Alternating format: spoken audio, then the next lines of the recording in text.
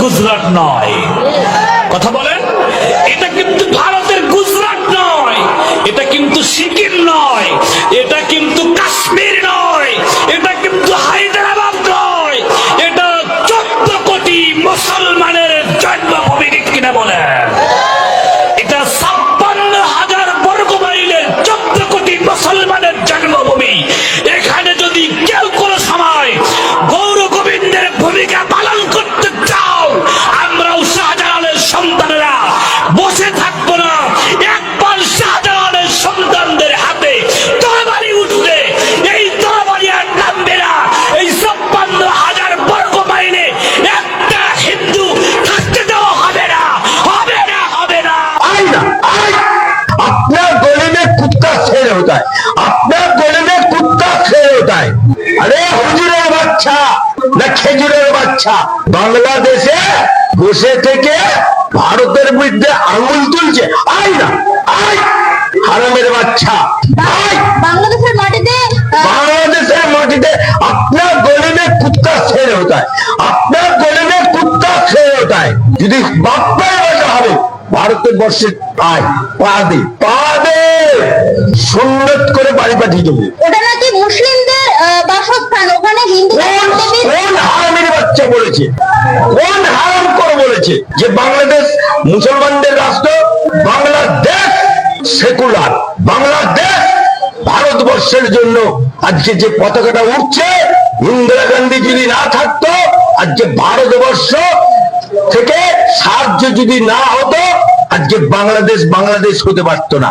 আজকে ওই খান সেনারা যখন মেয়েরে ধুনে দিচ্ছিল, খান সেনারা যখন মায়েদের, বুবুদের, খালাদের, আপাদের একের পর এক ইজ্জত হানি করছিল, বাঁচাও সাধু বাবা বলে ভারতের কাছে হাত পেতেছিলে, তখন ইন্দিরা গান্ধী 1971 সেদিনকে ভারতবর্ষ থেকে মিলিটারি গিয়ে খান সেনার হাত থেকে উদ্ধার করেছিল। তাই তো মুজিবুর রহমান হারামের বাচ্চারা এই আমার কলকাতার বুকে ব্রিগেড ময়দানে লক্ষ মানুষের সমাবেশের সামনে জাতির জনক বাংলাদেশে মুজিবুর রহমান, পাশে ইন্দিরা গান্ধী, লক্ষ মানুষের সমাবেশে বলেছিল ভারতবাসীর কাছে বাংলাদেশিরা চিরঋণী। তাই আজকে যদি ভারতবাসী না থাকতো, ভারতবর্ষের প্রধানমন্ত্রী না থাকতো, ভারতবর্ষের মিলিটারি না থাকতো, আমরা কোনোদিনই পাকিস্তান থেকে আজাদ হতে পারতাম না। আজকে বাংলাদেশে সাপের 5 পা গেছে। যারা একটা ছুঁচ তৈরি করতে পারে না, যারা আমাদের দেশ থেকে চিনি যায়, আমাদের দেশ থেকে আটা যায়, আমাদের দেশ থেকে পেট্রোল যায়, আমাদের দেশে চিকিৎসা করতে আসতে হয়, লজ্জা করে না? বেহা নির্লজ্জ। এসো না, কত দম আছে, একবার দাঁড়াটা ডিঙিয়ে আয় না, সুন্নত করে বাড়ি পাঠিয়ে দেবো। বাংলাদেশের মাটিতে নাকি হিন্দুদের দেবদেবীর নাম নেওয়া যাবে না। হারাম করে বলে, ওটা হচ্ছে secular country. Bangladesh is a secular country, Bharatvarsha is a secular country।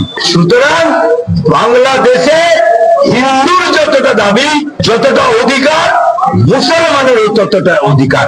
একটু বেশি মুসলমান আছে বলে একেবারে সাপের 5 পা গেছে। হ্যাঁ, লজ্জা করে না? বেহা নির্লজ্জ, দোকান কাটা